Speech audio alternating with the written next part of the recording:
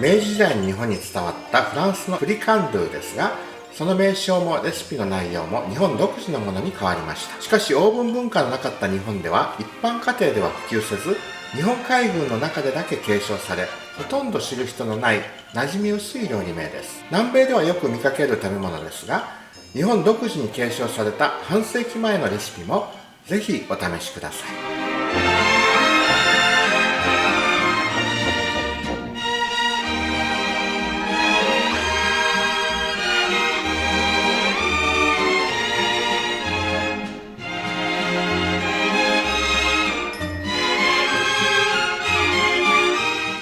今日はクッキングノートの137ページ、風花伝を作っていきたいと思います。これはフランスのフリカンドゥを日本語で風花伝って読むようになって、そういう名前になったみたいです。レシピの内容も本場のものとは変わって日本風になっています。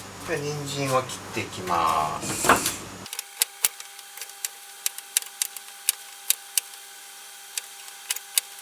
細長く切ってマカロニと一緒に茹でていきます。玉ねぎを切ります。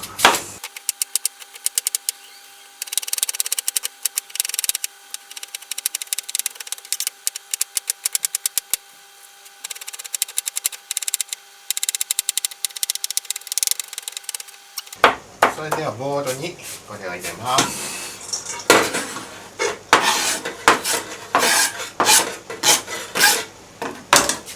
で、豚肉 150g、牛肉 200g、合わせて 350g の合いびき肉混ぜます。割合はどうでもいいです。塩、パン粉、卵、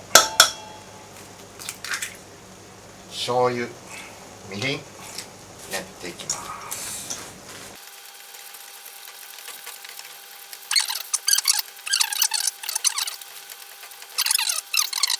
アルミホイルを敷きます。人参とマカロニを出します。小麦粉をアルミホイルの上に敷いて、クッキングノートではここに人参とマカロニを先に敷くとありますけど、どう見てもおかしいので先にミンチを敷きます。かまぼこ型に作るってありますけど、それだと真ん中に人参とマカロニが来ないのでちょっと違うんじゃないかってよくわかんないですね。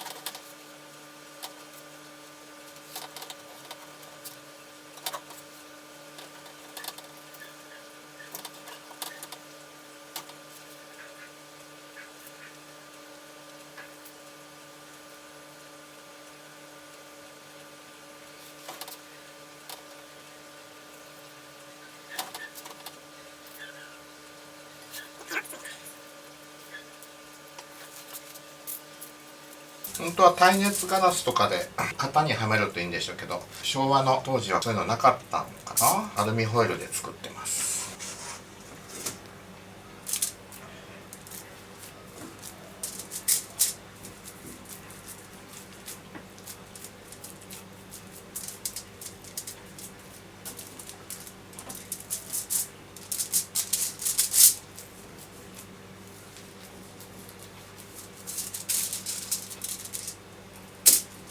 小麦粉をさーっとまぶします。オーブンに火をつけておきます。そして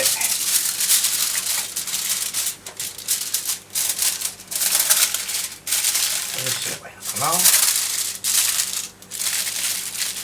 な。油をさっと振りかけておきますね。鉄板に風花伝を入れてオーブンに入れます。天日で20分焼きます。今の間にじゃがいもの付け合わせを作っておきます。拍子切りにします。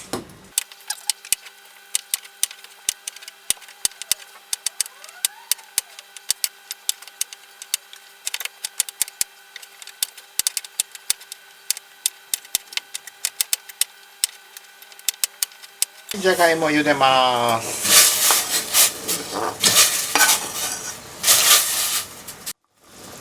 はい、じゃがいも7、8分茹でました。火を止めてお湯を切ります。火をつけてバター入れてじゃがいもを入れていきます。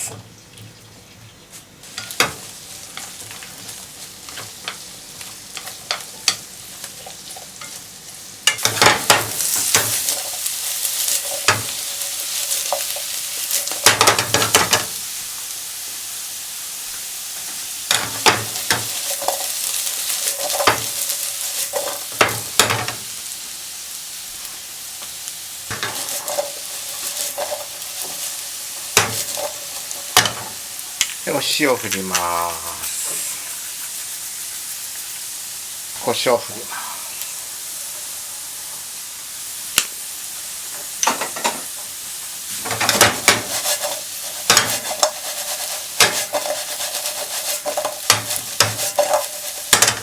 はい、じゃあこれは火を止めてミートローフを出していきます。焼き上がりました。風化電を切っています。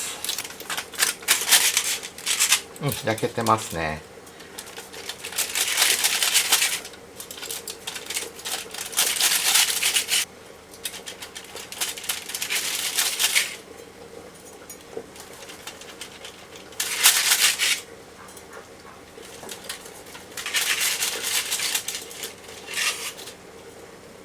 崩れそう。